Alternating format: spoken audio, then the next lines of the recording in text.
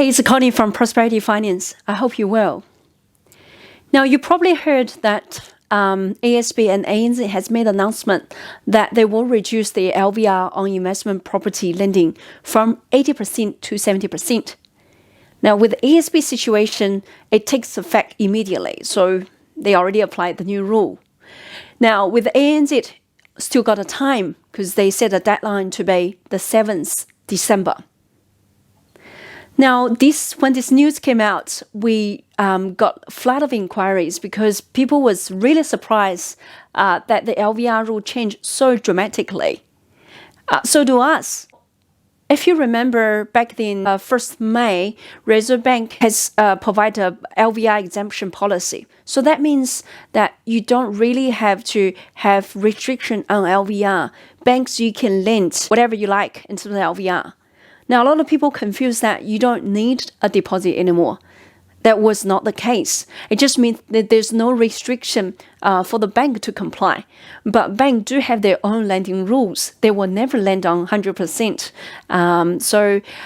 That wasn't the case. But bank, what they did was they actually lose the rule on investment property LVR. So it used to be 30% deposit. Now it was only 20%. Most of the bank has done that, except a couple of banks like Westpac, SBS, Cooperative Bank. Most of the major banks like ANZ, ASB, RBNZ, Bank of China, even they all start applying 80% LVR rule, i.e. you only need a 20% deposit. Okay, now we know that the property is growing in value dramatically post lockdown. LVR rule exemption, we think might be returned sometimes before May when doing the review. But what we didn't expect is this rule come back so quickly, even before end of this year. So there was no any indication whatsoever, and you had to apply the new rule immediately or in 4 weeks' time. So anyway, it's happened. We're all surprised, all shocked, but what can we do about it? Yes, you still got the time. Why? There's still other banks. They are lending on 80% LVR. What are they? Firstly, ANZ is still lending 80% before 7th December. And BNZ, even though BNZ have a different servicing requirement for 80%, but they can still lend on 80% LVR. With the BNZ, so what that means is if you borrow 70%, they can lend you more than if you borrow 80% for investment. Even your income is the same, but they have other servicing restriction apply when you borrow 80%. But it's still open for 80%. Bank of China, for now, they are still lending on 80%, even though they don't do pre-approval due to their capacity limitation. Now, what the live deal means is you need to have a signed sale purchase agreement. So normally these purchase through by negotiation. If you want purchase through auction, unfortunately, they can't do it because you need a pre-approval, right? It's unconditional once you win. Also, it's very important sector is called primary non-bank. So they are not banks, but they're also competing with banks in the home loan space. Normally, they have a slightly different rules from banks.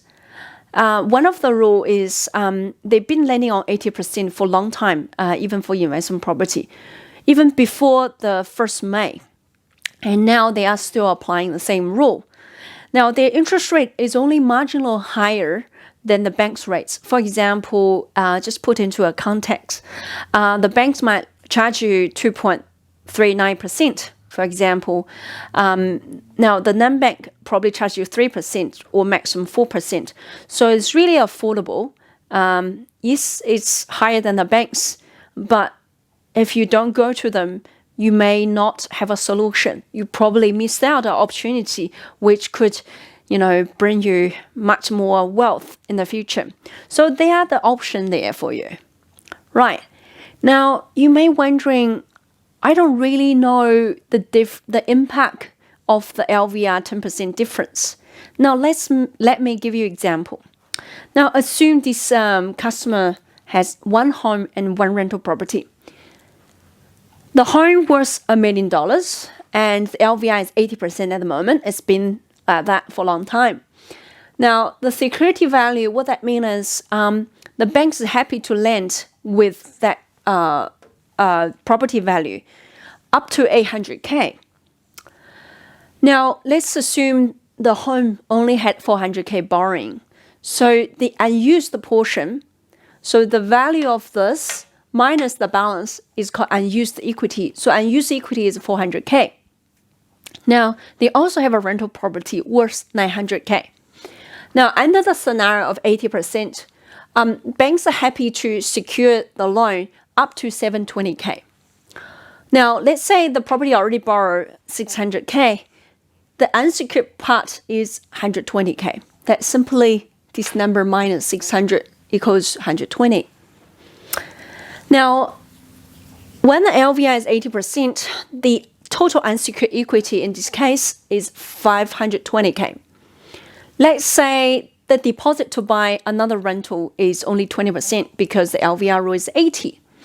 So what that means is, let's assume the customer has enough income to service the additional 2.6 mil.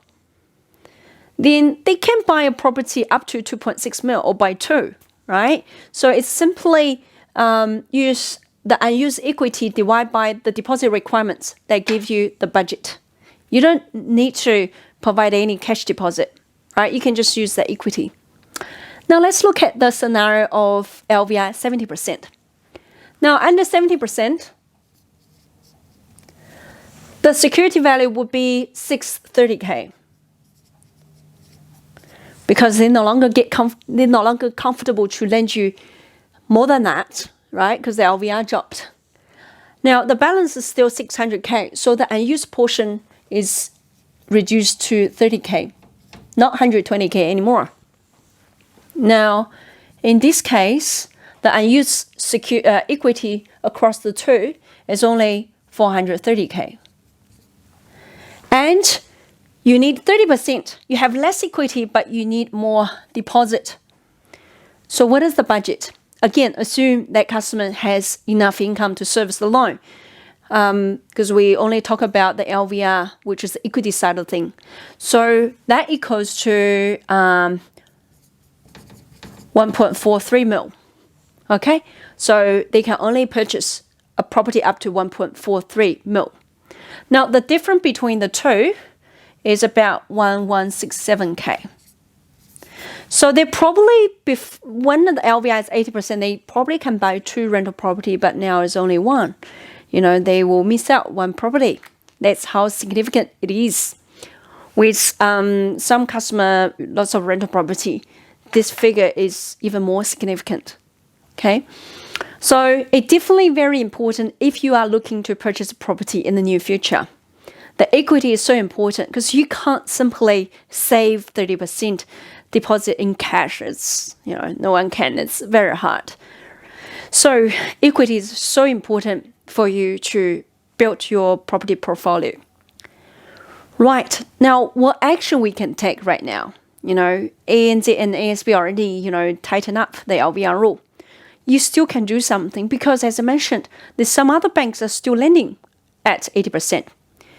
So I have a video I recorded around 1st July, so you can have a look that video, because in that video I talked about how you can seize the opportunity of 80% LVR, what action you can take.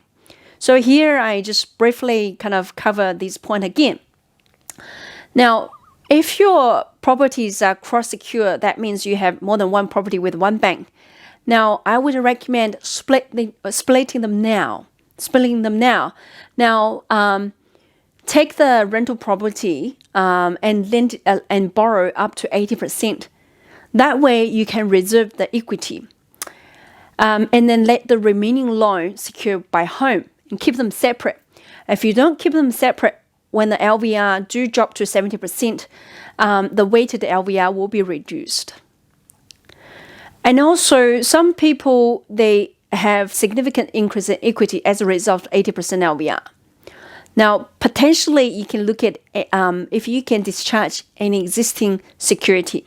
For example, in this case, let's say clients can borrow up to 1.5 mil, 1.52, and they only have a mil of debt. Okay, so that means they have enough security to secure the loan.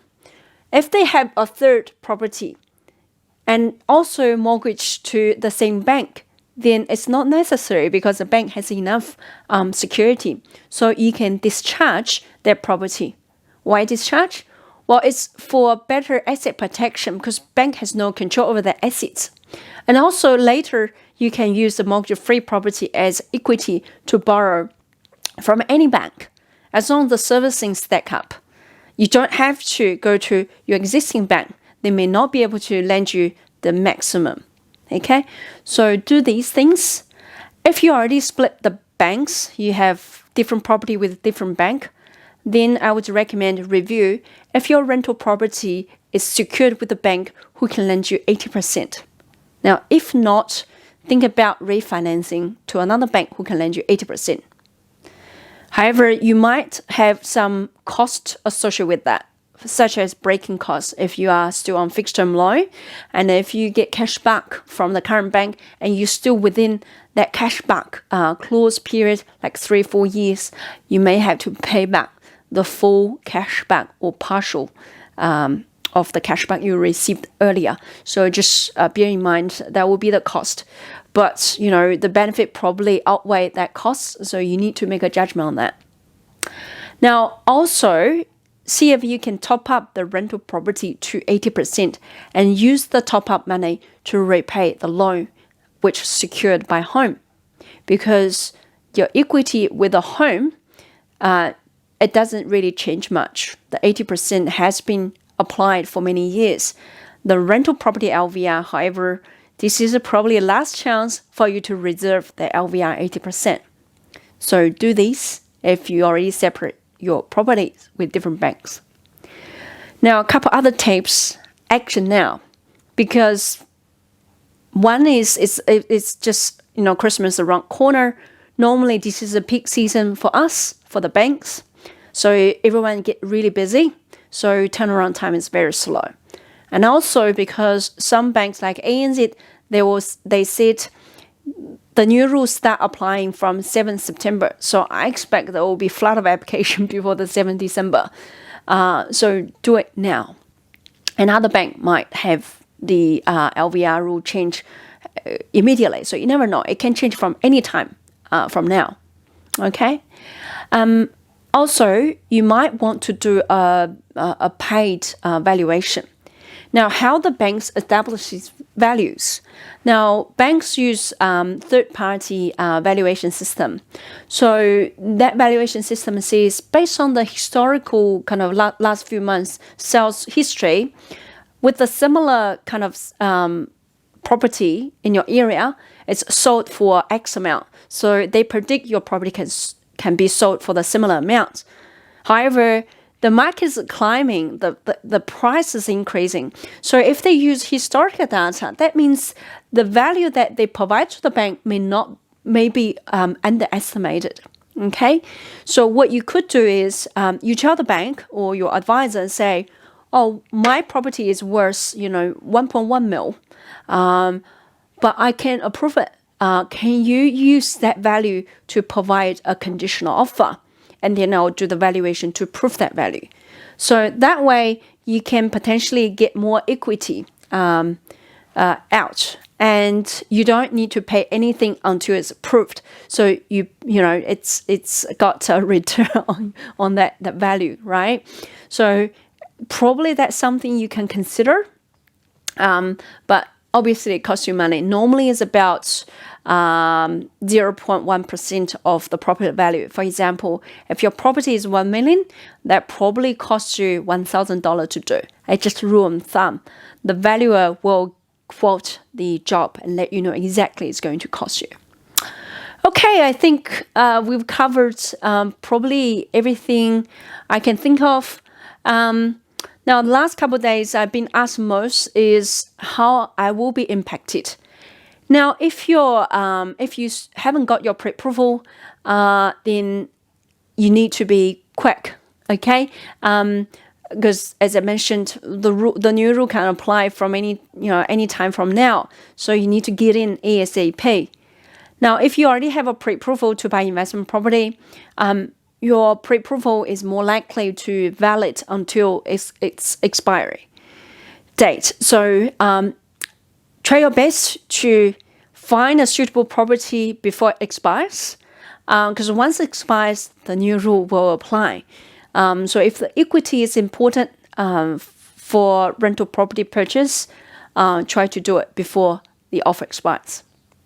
Okay, that's all from me today.